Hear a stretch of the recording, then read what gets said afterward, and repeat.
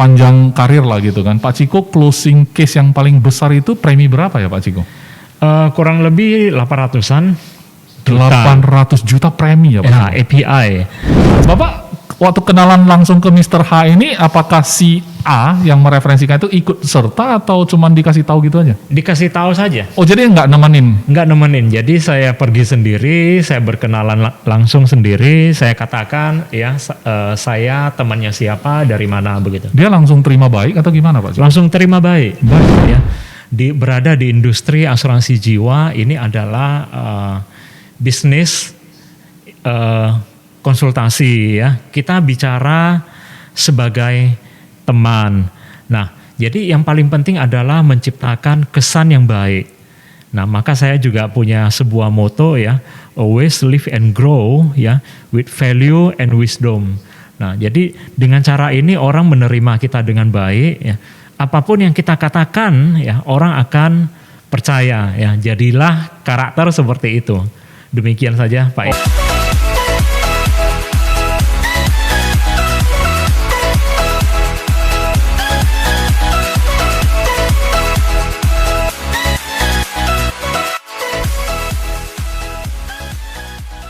Oke, selamat pagi, selamat berjumpa kembali teman-teman General Agency Mitra Makmur Mandiri di dalam acara 45 menit ngobrol santai bersama saya Iskandar Wijaya. Hari ini saya ditemani oleh Bapak Ciko Juang. Halo. Apa kabar Pak Ciko? Kabar baik. Kabar baik ya. Pak Ciko, ngomong-ngomong selama ini kan saya kebagian sebagai narasumber ya setiap kali podcast. Ini gantian ya? Gantian dong. Jadi saya saatnya balas dendam. Saya mau tanya-tanya tentang Pak Ciko nih hari ini. Semoga ada yang bermanfaat bisa kita share ya. Ya, saya yakin lah pasti bermanfaat. Pak Ciko salah satu narasumber yang favorit sih di kantor kita. Saya tahu itu Pak Ciko. Ya, baguslah. Iya. Pak Ciko, dulu kan ini benar-benar kita ngobrol santai aja Pak Ciko ya. Pak Ciko, dulu kan dalam podcast atau training yang saya jadi narasumber gitu, saya pernah ngomong bahwa memori-memori kita, apa yang terjadi di masa lalu, itu bisa kita recall atau kita remind atau kita ingat kembali. Kita putar ulang rekamannya. Dan itu menolong kalau yang kita recall adalah memori yang baik. Setuju ya.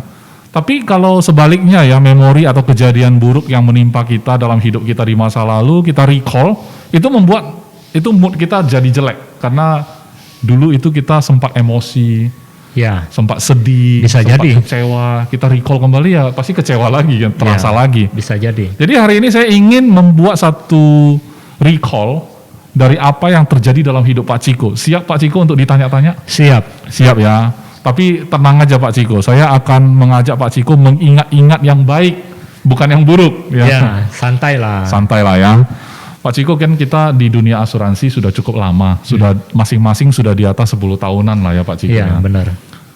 Tentu sebagai agen asuransi yang sudah profesional sekelas Pak Ciko ini pasti ada suka duka ya. Pasti ada. Pasti ya. Tapi dukanya saya nggak mau recall, saya mau recall yang sukacitanya kan gitu. Apalagi yang lebih membuat hati seorang agen asuransi bersukacita selain kalau dia bisa closing, apalagi closingannya gede, betul? Oh iya, pasti dong. Nah, seingatnya Pak Ciko itu sepanjang karir lah gitu kan, Pak Ciko closing case yang paling besar itu premi berapa ya Pak Ciko? Kurang lebih 800-an. 800 juta premi ya Pak? Ya, API. Biasanya UP loh itu Pak. Iya, ini premi ya? Nggak salah kan? Nggak salah juga. Jangan-jangan nanti itu UP pula kan? Kalau UP sih preminya kecil ya? Nggak salah, karena ini pengalaman yang bagus ya, luar biasa. Saya juga ingat, tidak terlupakan itu. Ya, tidak terlupakan. Ya. Saya pakai pengalaman itu sampai hari ini. Wah, saya sih berharap kalau teman-teman menyaksikan podcast hari ini sih bisa turut ya mengambil perasaan itu. Karena pengalaman Pak Ciko ini kalau Pak Ciko ceritakan dari hati, pasti kita juga akan bisa tertular Pak Ciko. Ya. Kayak kita nonton film aja, kadang-kadang film yang sedih kita ikut menangis. Ya, karena memori seperti ini pasti memberi kekuatan kan. Betul. Jadi saya sangat-sangat ingin tahu yang pertama dulu Pak Ciko. Oke. Apakah orang ini adalah satu orang saja closing 800 juta atau beberapa orang yang closing Pak Ciko? Satu orang saja. Satu orang saja artinya dia yang masuk itu keluarganya atau satu orang ini Pak? Iya. Semuanya sekeluarga, tapi satu orang saja angkanya setengah dari yang tadi. Oh oke. Tapi Pak Ciko deal sama satu orang untuk memutuskan satu keluarga? Iya, satu orang pembuat keputusan. Oke, berarti satu orang ini sangat penting ya Pak Ciko ya? Iya, karena kalau bicara pada pembuat keputusan ini kita bisa mensederhanakan prosesnya. Benar sekali. Nah ini yang menarik. Satu orang ini katakan inisial namanya siapa Pak kalau boleh tahu? Katakan saja H. H, oke. Mungkin Hendra, mungkin Henry, mungkin. Oke lah, kita anggap saja Mr. H ya. Ya. Mr. H ini Pak Ciko kenal dari mana sih sebenarnya? Referensi dari teman. Oh jadi Pak Ciko sebelumnya belum kenal orang ini? Tidak secara langsung. Oh, cuman tahu lah ada Mr. H di satu tempat gitu ya? Iya benar. Oh yang kenalin ada orang lain? Iya. Nah orang yang kenalin ini emangnya teman lamanya Pak Ciko? Enggak juga, dia juga nasabah ya, yang juga direferensi oleh teman yang lain lagi. Waduh, agak ribet ini. Iya. Ya, tapi ribet tapi sangat menarik gitu loh. Kalau gitu Mr. H direferensikan sama inisialnya siapa ini kalau boleh tahu? Ya, katakan saja A. Oke. Jadi si A ini mereferensikan Mr. H. Ya. Nah, si A ini Pak Ciko kenal lama nggak? Tidak kenal juga karena dia juga referensi kan. Waduh. Jadi baru berkenalan juga. Jadi Si anggaplah A ini dia direferensikan oleh temannya si B gitu. Si B lagi ya. Ya. Berarti tidak langsung A juga ya. Si Ya. B dulu kenalin A baru kenalin H. Iya benar. Wah, luar biasa. Tapi si B ini Pak Ciko kenal baik nggak? Tidak juga, tidak terlalu lama. Tapi juga. jangan katakan ini dikenalin orang lagi. Enggak, sudah Ini langsung selesai. kenal ya orang Jadi, ini ya. berteman beberapa tahun ya, pernah tinggal sama di satu kota gitu. Satu rumah gitu maksudnya? Tidak, Oh tidak satu rumah. Nah. Jadi tinggal bersama itu maksudnya apa? maksudnya di kampung gitu loh. Oh, Kampung halaman. oh ya. Berarti latar belakang dari kampung halaman yang sama. Ya. Oke.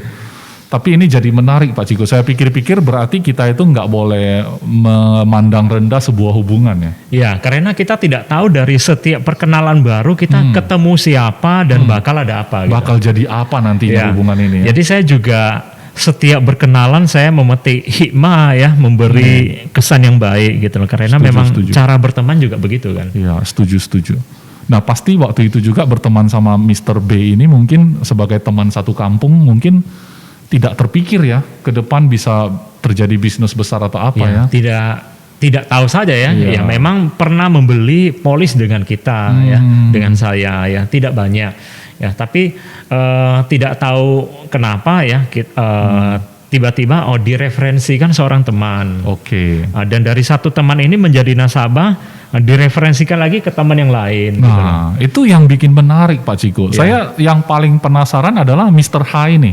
Ya. Saya sudah tahu sekarang bagaimana Pak Ciko bisa kenal ke Mr. H. Sekarang saya mau lanjutnya adalah membahas pertemuan pertama Pak Ciko dengan Mr. H ini. Ya. Bapak waktu kenalan langsung ke Mr. H ini apakah si A yang mereferensikan itu ikut serta atau cuman dikasih tahu gitu aja? Dikasih tahu saja. Oh jadi nggak nemenin? Nggak nemenin. Jadi saya pergi sendiri, saya berkenalan langsung sendiri, saya katakan ya saya temannya siapa, dari mana begitu. Dia langsung terima baik atau gimana Pak Ciko? Langsung terima baik. Baik ya? Ya, jadi saya kira referensi juga memang punya kekuatan itu mempermudah saya untuk berkenalan ya kan. Sangat berbeda dengan orang yang langsung datang kenalan langsung ya. Ya, tiba-tiba misalnya kita duduk di rumah kita langsung didatangi Disamperin sales. orang gitu ya. Ya door to door gitu ya. Ya, benar. Door to door itu kelemahannya berarti orang karena nggak kenal kita dan nggak ada yang kenalin rasanya lebih curiga gitu. Ya, mungkin berkenalan gampang, tapi kalau misalnya kita berbisnis, berurusan dengan uang, itu kan sesuatu yang serius gitu loh. Betul juga sih. Karena kalau cuma ngobrol mungkin oke ya. Iya. Ya kalau cuma berteman lu mau datang door to door sih nggak masalah. Iya.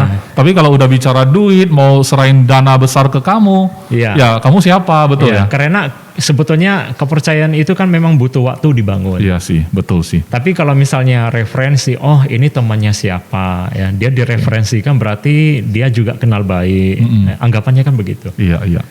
Nah, tapi waktu Pak Ciko dikenalin Mr. H ini, Bapak datang sendiri bahwa saya ini teman si A gitu ya. Ya. Mr. H sudah terima dengan baik. Waktu itu emangnya dia langsung tahu Pak Ciko mau nawarin asuransi? Nah, ketika saya datang, misalnya saya direferensikan untuk bertemu sebuah nama, ya saya langsung jelaskan bukan saja mengenalkan nama saya, tapi sekaligus ya pekerjaan. Oh, ya. Itu udah biasa Pak Ciko lakukan? Bagi saya biasa. Setiap kali orang kasih referensi langsung perkenalkan diri, saya temannya si A, saya dari perusahaan asuransi gitu ya? Iya, jadi karena kalau itu adalah referensi, kita sudah tahu atau orang juga sudah tahu kita datang mau ngapain gitu loh. Oke. Karena sebelumnya saya tidak pernah bertanya langsung ya, tapi biasanya ada teman yang mengatakan atau duluan menelepon ke temannya bahwasanya saya ada memperkenalkan kamu seorang teman, nanti dia akan kontak ya, itu dia lebih dari kuat mana. Kayaknya lebih kuat itu ya. Ya itu lebih kuat. Tapi yang satu ini enggak seperti itu. Tidak ya. Tidak. Jadi saya datang langsung. Jadi pertemuan pertama itu kaku nggak Pak Ciko? Saya pengen tahu sih suasananya bagaimana gitu. Tidak sih, karena enggak ya. Kalau orang lain tidak tahu ya, karena kalau saya suka berteman, saya suka berbicara, kongkoh, sharing gitu loh. Jadi nggak terlalu mencurigakan ya. Memang bawaannya udah kayak gitu saya ya. Saya santai saja gitu loh, kongkoh ya. Berkenalan ya, basa-basi sedikit ya, orang pasti mau dengar ini ya datang karena referensi, kemudian mau ngomong apa kan sudah tahu. Gitu. Jadi ini lebih ke sisi Pak Ciko yang supel, gampang bergaul, atau memang nasabahnya welcome? Dua-duanya sebetulnya butuh. Jadi dua unsur ini mendukung sih. Tapi memang dalam case ini dua-duanya memang sudah bagus ya. Ya. Orangnya jadi juga orang welcome ya, kita juga bisa bersikap fleksibel. Ya saya kira yang paling penting adalah ketika kita berbicara ya, kita sama-sama merasa nyaman. Iya. Saya pikir kalau closing premi 800-an juta untuk tahun 2021 ini saja sudah angka besar juga. Saya rasa tahun-tahun depan juga kalau kita bilang bisa closing nasabah 800 juta satu nasabah masih dianggap besar juga, itu nggak kecil loh. Saya cuman penasarannya gini, kalau preminya 800 juta berapa income orang ini? Pak Ciko waktu baru dikenalin gitu, Pak Ciko tahu nggak kekuatan keuangan nasabah ini? Saya mungkin bisa menebak-nebak. Nebak dari sisi apa Pak Ciko? Nebak dari jenis usahanya kah? Jenis usahanya. Oh. Nebak dari jenis usahanya, skala berarti dari bisnisnya. Jenis usaha itu kita bisa mengukur lah ya, lebih kurang kemampuan mereka seperti apa? Sebetulnya kita membaca secara kasar saja ya, tapi mungkin tidak semuanya kita bisa lihat dengan mata langsung. Iya makanya saya baru mau bilang, jangan-jangan kan bisnis yang kita bilang besar, bisnis apa gitu, tapi ternyata hutangnya banyak kan? Ya, misalnya hari ini kalau kita berada di Jakarta, kita jalan-jalan ke Tanah Abang, ya di pasar-pasar di sana orang cuma punya istilahnya kios mungkin 2x4, 2x2, tapi gudangnya raksasa. Bisnisnya tiap bulan miliaran, siapa tahu? Siapa tahu. Jadi kita tidak bisa nilai di situ saja. Berarti kan setelah tahu bidang usaha memang sudah bisa reka-reka sendiri, tapi untuk lebih jelasnya tentu pasti Pak Ciko juga langsung terlibat waktu perkenalan langsung ya. Bisa lihat orang ini benar sih usahanya besar, benar sih orangnya enggak lagi sulit uang gitu ya. Bisa lihat nggak kira-kira menurut Pak Ciko? Tidak bisa persis sih. Tidak bisa persis. Tidak bisa persis karena kalau kita bagaimana mau tahu ya, sebenarnya saya juga setengah berasumsi gitu loh. Saya mencoba menebak ukuran dari apa yang saya lihat. Karena kalau kita bertanya ya bisnisnya berapa besar, omsetnya sebagaimana, kayaknya tidak etis gitu gitu ya. Iya, seperti kita bertanya isi dompet orang lain itu gimana. Betul. Gitu loh. Tapi dari waktu pertemuan pertama pun nasabah ini tidak kayak kata orang Medan kan, kadang-kadang kalau bisnis lagi lesu, dia tahu kita datang mau nawarin sesuatu, dia pakai alasan itu. Aduh, kamu datang waktunya nggak tepat, bisnis lagi lesu gitu. Karena saya juga tahu ada pertanyaan yang tidak perlu ditanya gitu loh. Nah, apa kabar? Kalau orang jawab tidak baik bagaimana? Kalau orang Medan suka tanya, bisnis bagaimana? Bisnis jelek, mau ngomong apa nanti gitu loh. Jadi yang gak usah bahas itu.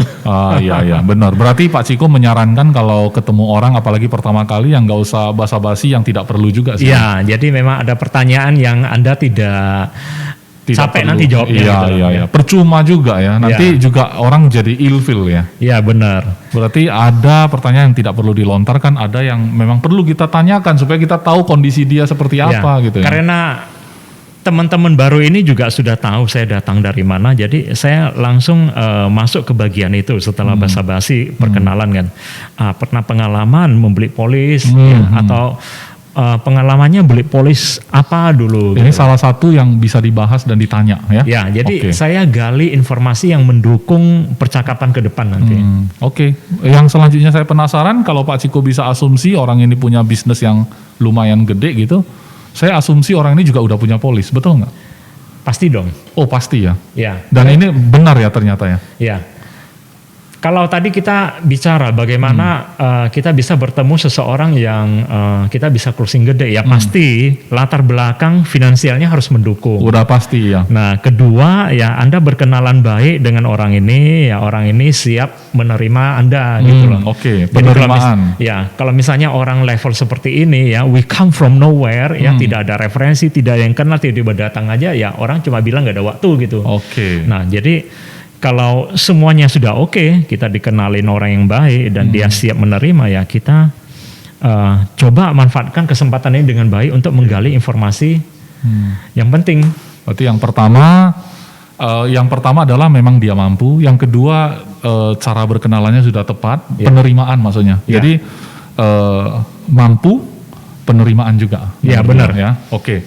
Nah, waktu Pak Ciko tahu ya tentu udah tahu bahwa ya udah asumsi juga orang seperti ini nggak mungkin nggak punya asuransi. Nah, pada kenyataannya dalam ngobrol pertama itu kira-kira asuransinya gede nggak Pak Ciko? Ternyata tidak. Nah, itu yang jadi persoalan ya. Ya, jadi ya di kantor kan, di kantor kita itu namanya Mitra Makmur Mandiri, ya. Atau singkatannya GA M3. M3 ya. Sebetulnya di sini tempat saya belajar banyak. Oke. Literasi keuangan, financial planning, ya. Maksud Pak Ciko ini closing kayak gini juga karena belajarnya di Mitra Makmur Mandiri?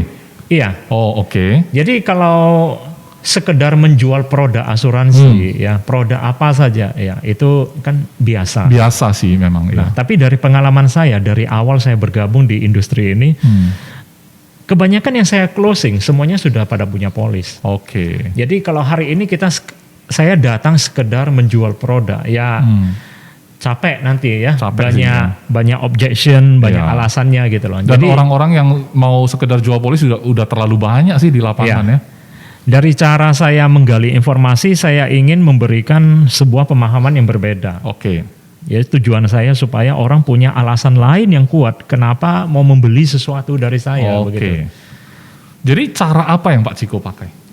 Nah, kalau saya katakan cuma sekedar menjual produk sudah banyak. Cara yang saya pakai adalah saya memberi teman baru ini sebuah alasan yang kuat kenapa dia perlu membeli polis lagi ya dengan konsep yang saya sharing. Jadi ketika itu saya sharing sebuah pandangan. Ya. Kalau kita di sini istilahnya tentang financial planning. Jadi financial planning itu yang saya sharing adalah konsep need based selling. Ya, need based. Ya. Berarti sistem menjual berdasarkan kebutuhan orang itu. Ya. Oke. Jadi kebanyakan teman-teman yang jadi nasabah yang saya temui pada sudah punya produk rumah sakit. Nah, apalagi sekarang produk rumah sakit selain kompleks juga variannya gitu banyak, begitu lengkap gitu loh. Semua orang punya. Tapi yang orang tidak terpikirkan adalah ternyata fungsi polis asuransi jiwa bukan hanya sekedar rumah sakit, yaitu asuransi jiwa itu sendiri. Oke, nah, masuk Pak Ciko secara umum orang pikir asuransi bicara soal rawat inap di rumah sakit ya. Ya, itu saja gitu loh. Ternyata ada fungsi yang lebih penting, lebih menarik dan luar biasa yaitu asuransi jiwa. Asuransi jiwa. Ini yang coba saya berikan sebuah pemahaman gitu. Betul. Ya, saya pikir sih kalau closing 800 juta premi, kalau kita cuma jual asuransi kesehatan paling berapa preminya? Saya rasa 100 juta per tahun udah lebih dari cukup untuk beli asuransi kesehatan yang terbaik. Mungkin itu yang sudah paling komplit. Sudah paling komplit. Makanya saya pikir pasti Pak Ciko jual lebih dari sekedar asuransi kesehatan dalam hal ini. Iya kan? Iya benar. Dan benar ternyata kan. Ya. Nah ini yang saya pengen tahu. Berarti kan tadi saat kita udah tahu nasabah ini mampu, dia sudah terima Pak Ciko dengan baik juga. Pak Ciko pasti punya cara untuk menjelaskan konsep dengan baik. Nah, cara menjelaskan konsep tadi itu Pak Ciko lakukan dengan santai, kayak ngobrol atau kayak training Pak sifatnya? Santai lah. Soalnya saya pengen penasaran Pak. Soalnya saya pikir kalau orang semuanya harus menguasai ilmu training, public speaking, baru bisa closing gede. Rasanya sukses jadi agen itu hanya milik sebagian kecil orang. Susah sekali. Susah sekali rasanya. Yeah. Padahal saya lihat banyak orang yang tidak menguasai ilmu public speaking, bicara depan umum, tapi bisa closing gede. Jadi suasananya pasti santai. Santai ya. Ya. Ini suasananya, sorry Pak, saya pengen recall kembali ya Pak. Suasananya ini rumah, waktu Bapak ketemu dia rumah atau kantor atau toko atau apa Pak? Rumah dan toko. Oh jadi sekaligus sambil jaga toko gitu? Ya, tapi tidak pada jam sibuk. Oke, tapi di toko ya Pak ya? Iya, di toko. Dia persilakan Bapak masuk ke toko dia, Bapak ngobrol di toko ya? Iya, benar. Dia nggak ajak Bapak, oke, saya punya teman datang nih, masuk ke ruang tamu, enggak ya? Di toko itu juga ya? Iya. Oke. Jadi memang saya berbicara pada jam santai juga. Jam santai itu jam berapa Pak Ciko? Jam tutup toko. Oh, oke. Jam tutup toko itu jam berapa? Soalnya ada orang kan buka toko sampai jam 8 malam. Ya, jam 6 ke atas lah. Jam 6 ke atas, dan memang dia sudah posisi mau tutup ya? Ya, santai gitu. Oke. Nah, karena saya tahu juga ya. Orang kalau misalnya pada jam kerja itu pasti sibuk. Kita kalau ingin menyampaikan sesuatu yang penting itu nanti masuk kiri keluar kanan. Nah, gitu loh. Jadi apa yang kita sharing itu nanti jadi buang-buang waktu. Nah, waktu Bapak mulai ngomong konsep ke dia, itu posisinya dia kan santai tadi ya. Iya. Tapi maksud saya, dia memang udah tutup toko nih. Iya. Apa benar dia menaruh perhatian yang begitu besar waktu Pak Ciko ngobrol? Iya, saya pasti tahu. Iya, ya. Memang dia menaruh karena perhatian. Saya bicara kan juga bukan bicara sendiri, saya kan melihat seperti kita kayak gini. Ya, saya melihat mata, tatapan, wajah, ekspresi, ya duduk santai beginilah bersandar ya. Iya, Bapak jangan tatap saya gitu, saya takut Bapak closing nanti. Saya juga bisa closing Bapak soalnya. Iya ya. Laga ilmu ini sekarang. Ya, ilmu kita sama mungkin. Nah, tapi memang cukup menarik sih, karena saya mendengar lah ya, banyak kekhawatiran orang yang mungkin sudah join jadi agen, merasa sukses jadi agen itu hanya orang-orang yang berbakat Pak. Itu yang saya ingin patahkan stigmanya. Iya. Karena menurut saya Pak Ciko cukup santai kok bawaannya. Iya. Tidak harus ada gelar gitu kan. Pak Ciko bergelar S2 kah? Enggak kan? S1.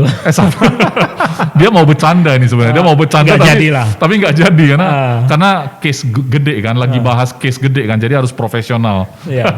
Santai aja Pak.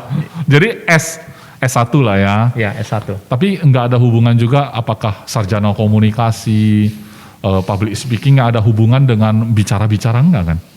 Tidak, saya kira pengalaman seperti ini tidak datang dari latar belakang akademis. Berarti nggak ada pengaruh ya? Nggak ada pengaruhnya. Di kuliah Pak Ciko juga nggak mengajarkan cara prospek ya? Saya kira ini seni berteman saja. Seni berteman ya. Saya setuju sih, karena saya lihat juga yang bisnis asuransi dan sukses itu ada yang dari dokter, ada yang dari pengacara, ada yang sekolahnya cuma SMA juga, ada yang bahkan ibu rumah tangga, ada yang sudah sukses di sebuah perusahaan. Semua kalangan juga ada sih sebenarnya. Saya paham sih pertanyaan Pak Iskandar. Jadi sebenarnya saya menggunakan gaya bahasa yang biasa saja. Yang penting apa? Yang penting saya, dengan cara saya, dengan kata-kata saya bisa memindahkan pemahaman saya kepada calon nasabah begitu. Berarti prinsipnya pada saat membuat dia memberikan konsep itu, kata kuncinya adalah dia paham gitu. Ya, dia paham. Ya, pakai bahasa yang paling sederhana sekalipun bila perlu. Yang penting dia paham. Iya, benar. Oke. Nah, kalau sudah caranya saya sudah tahu bahwa Pak Ciko pakai bahasa sederhana, yang penting dia paham. Nah, financial planning seperti apa yang Bapak cerita ke dia? Sampai dia merasa, wah kalau kayak gitu saya mau gitu loh. Jadi sebetulnya saya juga sharing sedikit rumus matematika begitu loh. Ya, Tapi nggak apa-apa. Gimana caranya? matematika yang sederhana. Jadi misalnya salah satu konsep yang sering saya sharing ya. Saya juga ada bikin videonya di YouTube saya ya. Oh, aduh. Jadi YouTube-nya apa Pak? Kasih tahu YouTube-nya dulu. Ciko Juang. Nah, Ciko saja ya. Juang. Jadi sebetulnya ini di video saya judulnya adalah asuransi untuk milenial. Tapi di sana saya jelaskan rumusnya. Jadi rumusnya walaupun kita bukan milenial, aturan main rumusnya sama. Sama, ya. Rumusnya seperti apa? Nah, jadi saya katakan, tahu nggak? Ternyata membeli asuransi itu salah satu hal penting bukan sekedar rumah sakit. Tapi bagaimana ketika si pencari nafkah tidak ada. Oke. Apa yang ditinggalkan dari sebuah polis ini bisa memberi makan keluarga ini untuk jangka panjang. Itu pembicaraan bukannya untuk orang yang tidak berduit, Pak. Dia kan cukup berduit, Pak. Maksud saya gini, kalau Bapak cerita kayak gitu bukannya kalau dia meninggal dia udah banyak warisannya itu orang. Nah, orang misalnya orang yang berduit ya, orang atau kita katakan orang kaya juga tidak akan menolak bila bisa mendapatkan tambahan aset. Tambahan aset. Ya. Jadi Mr. H ini sebenarnya lebih dari cukup ya.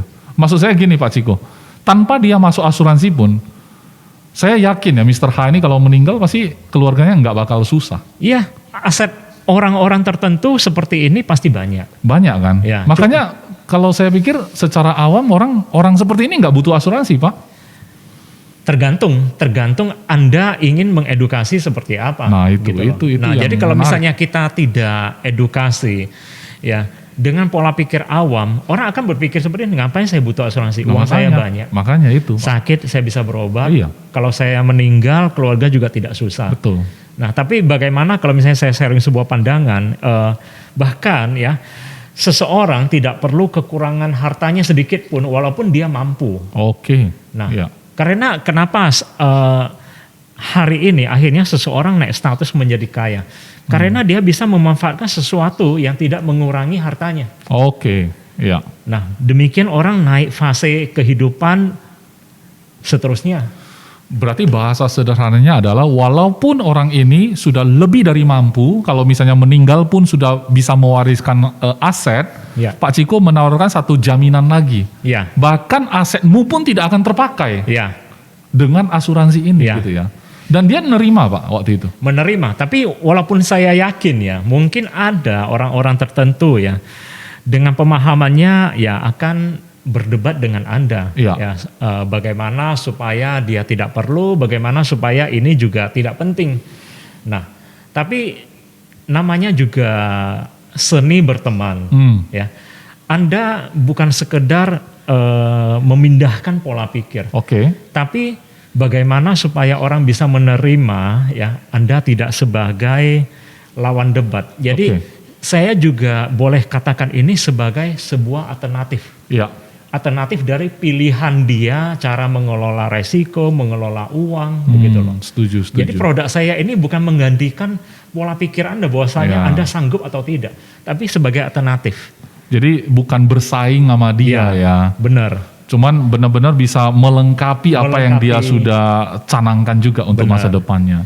Jadi teman lah ya, bukan kayak lawan bicara, jadi teman bicara. Jadinya. Istilahnya ini win-win loh. Win-win ya. Karena kalau misalnya kita jadi lawan bicara, jadi berdebat, ini jadinya kondisinya win-lose. Iya, karena walaupun Anda benar, dia nggak senang ya. Jadi kalau Anda kalah ya pasti tidak terjadi apa-apa. Tidak terjadi apa-apa. Tapi kalau dia kalah juga dia tidak jadi beli. Dia nggak jadi beli juga, beli sama orang ya, karena dia udah nggak suka ya. Jadi karena orang-orang selalu akan terganggu secara ego. Bagaimana kata-kata dia ketika berdebat, kemudian dia harus take back, kan gitu. Iya. Kan tidak Tapi mungkin. Pak Ciko, saya rasa untuk kasus ini Pak Ciko cuman orang beruntung aja kok. Karena gini Pak Ciko, kemampuan ini banyak orang bisa. Kebetulan aja Pak Ciko ketemu nasabah yang langsung mau aja, engge katanya. Langsung, iya betul juga, saya setuju. Banyak orang ketemu nasabah yang nggak kayak gitu loh Pak Ciko, nggak nasib kali. Ya, saya boleh katakan bisa jadi, tapi siapa tahu. Oke. Kenapa? Karena saya bertemu dengan beberapa teman seperti ini ya. Ada yang jadi, ada yang closing, ada yang tidak, ada yang menolak juga. Berarti Pak Ciko setuju bahwa itu ada pengaruh sama nasib juga. Saya tidak. Nasib baik kali. Sebenarnya Pak Is cuma memberi sebuah pertanyaan, walaupun dalam pandangan hidup saya, ya dalam prinsip hidup saya tidak ingin menerima sesuatu sebagai keberuntungan. Sekalipun itu iya, sekalipun itu tidak. Gitu. Ya, walaupun tadi Pak Is bertanya, mungkin ini keberuntungan, saya katakan bisa jadi. Ya, ya. Tapi saya lebih suka percaya kepada persiapan yang baik. Oke. Sekalipun itu adalah keberuntungan, kalau ada cara untuk kita beruntung, siapa yang nggak mau, betul nggak? Kita anggap saja itu bonus. Anggap saja seperti itu ya. Jadi maksudnya sekalipun dikasih keberuntungan, tapi Pak Ciko nggak pergi untuk kenalan sama orang ini, ya percuma juga ya. Ya, maksud saya ketika mengatakan persiapan yang baik itu artinya ketika saya datang, ya, saya sudah tahu saya mau ngomong apa. Oke. Satu. Kedua, ketika saya direferensikan sebuah nama, sedikit banyak saya sudah tahu latar belakang seseorang. Oke. Apa yang dikerjakan, ya. Oke. Apakah dia berkeluarga, ya, anaknya masih kecil atau sudah besar, ya. Nah, hingga ketika saya datang, ketika kita berbicara tentang keluarganya, bisnisnya, itu hanya menambah informasi saya kemudian. Oke, Pak. Nah, itu yang saya katakan persiapan yang baik. Oke, saya sangat setuju. Pak Ciko, waktu itu anak si nasabah ini umur berapaan, Pak? Ya remaja gitu. Remaja ya. Artinya belum mandiri ya anaknya. Ya, belum mandiri. Jadi waktu Pak Ciko bicara soal resiko, garansi untuk masa depan keluarga, dia itu benar-benar merasakan di hati dia, sehingga dia bisa bersetuju ya. Ya, karena memang ketika saya ingin memberi ya seseorang sebuah alasan yang kuat, ini pasti melibatkan keluarga. Ya. Jadi saya. Bapak memang angkat itu, Pak, dalam pembicaraan. Memang.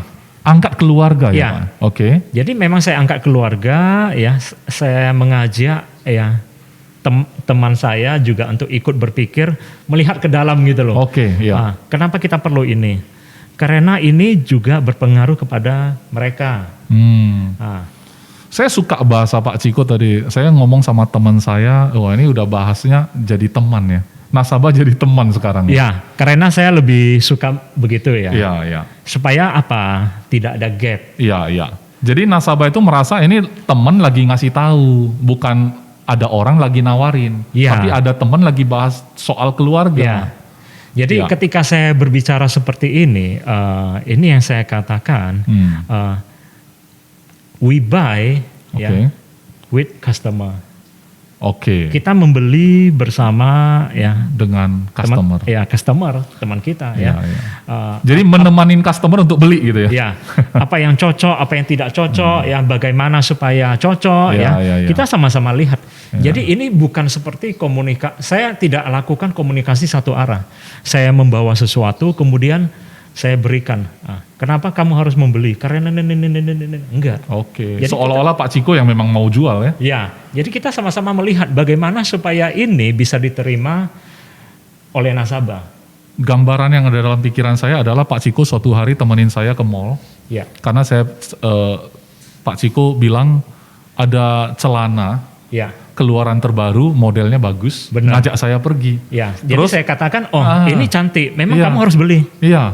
Terus saya bilang, nggak bagus, Pak Ciko cerita. Iya. Sebenarnya model sekarang yang udah kayak gini, kamu tes dulu deh. Nanti kamu pasti suka. Setelah tes, saya setuju juga gitu kan. Kemudian kita sama-sama lihat, ini mana warna apa yang cocok, size apa yang cocok. Kita pakai, lepas, coba gitu ya. Kalau cara kayak gini tentu saya nggak merasa Pak Ciko lagi jualan. Iya benar. Nah asuransi digituin bagus juga ya ternyata ya. Bagus juga. Jadi ini memang salah satu ilmu yang saya pelajari juga dari motivator lain. Luar biasa. Teman-teman sebenarnya kita menemanin customer kita untuk melakukan keputusan untuk beli asuransi. Itu yang lebih tepat. So we don't really sell to them, we buy with them. Iya, karena bukan kita juga kok yang memproduksi kontrak itu, betul nggak? Benar. Karena benar, jadi kita nemenin dia beli sebenarnya. Iya. Sangat bagus Pak Ciko, luar biasa. Nah, sekarang mau lanjut lagi nih Pak. Oke. Setelah saya tahu dia itu ternyata sayang keluarga. Iya.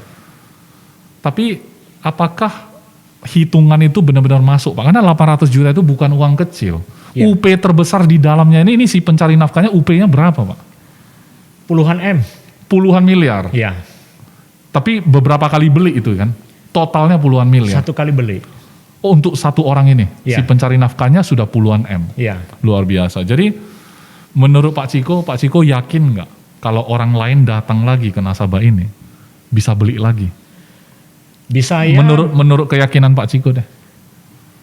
Bisa ya, bisa tidak. Tergantung seseorang ini berbagi cerita seperti apa.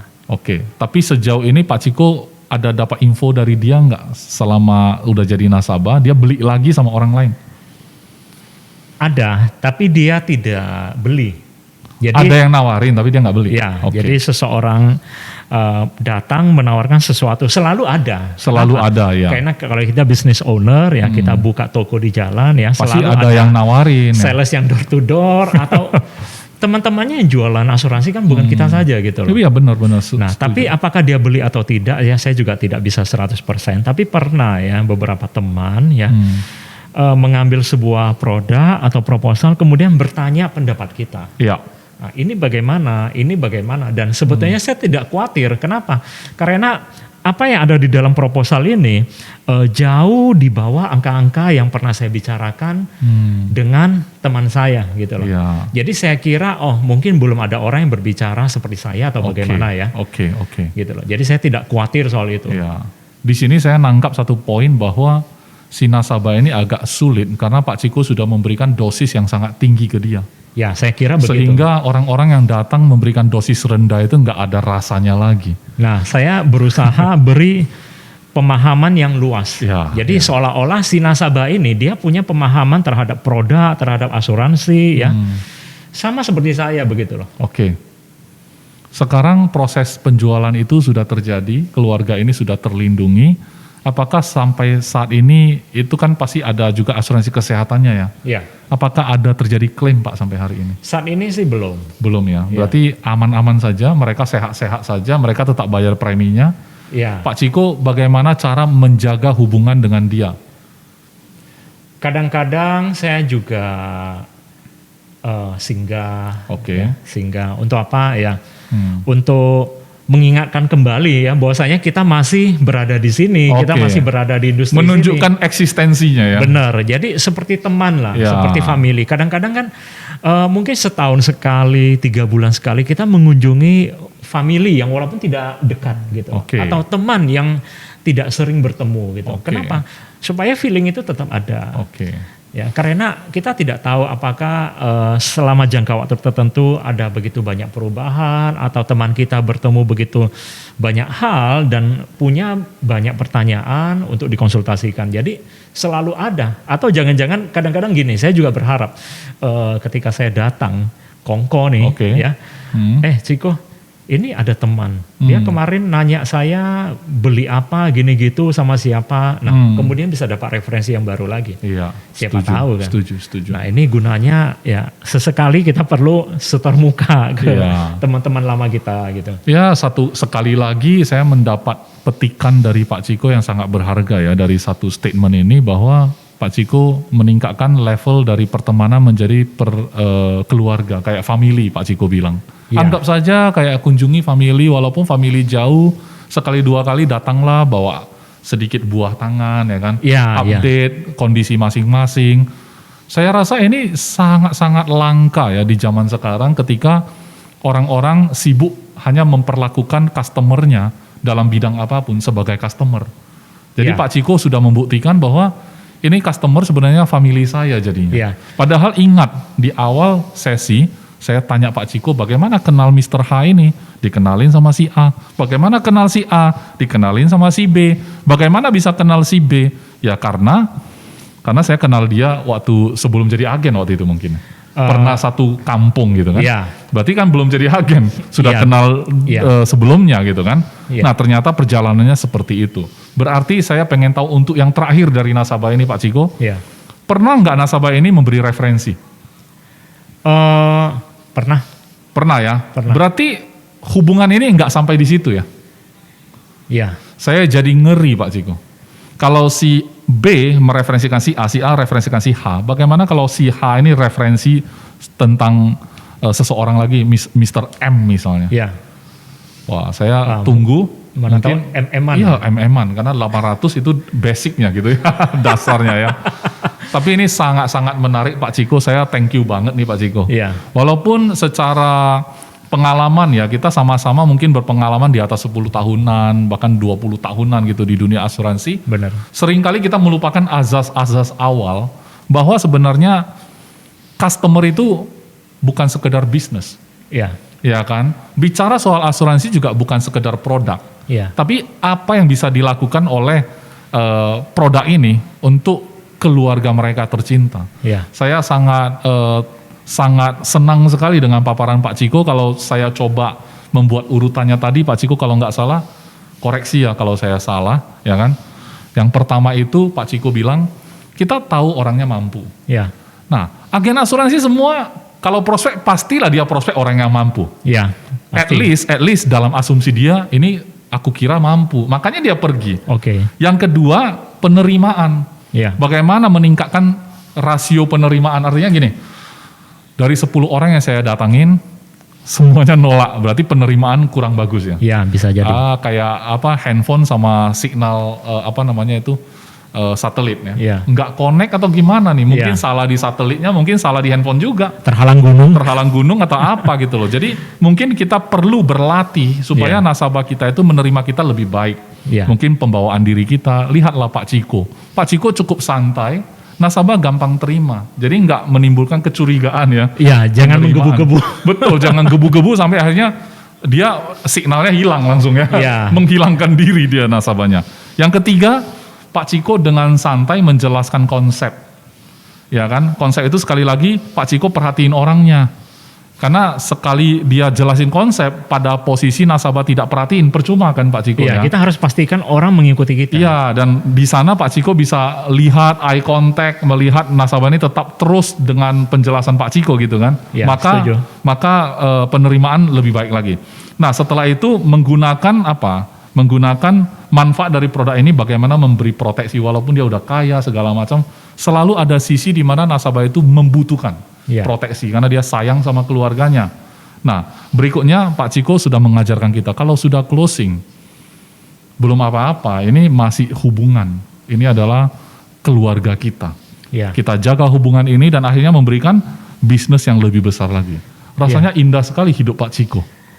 Ya, semoga saya bertemu lebih banyak lagi seperti ini. Ya, saya yakin kalau Pak Ciko seperti ini ya pasti ketemunya juga kayak gitu kan. Ya. Karena kita memancarkan energi seperti apa, kita sebenarnya sedang menarik orang-orang dengan energi seperti apa juga. Ya. Saya pikir kenapa kita cocok ya ngobrol seperti ini, karena memiliki frekuensi yang sama. Ya, setuju Pak Iskandar. Jadi dalam pikiran saya memang di dalam bisnis ini kita harus memperlakukan semua orang seperti teman baik. Betul. Jadi walaupun kita bicara bisnis, customer itu bukan sekedar objek dari omset. Betul, sangat setuju. Jadi ketika di dalam bisnis konsultasi, apalagi kita bicara hingga ke latar belakang keluarga, ya kita harus berbicara sebagai teman.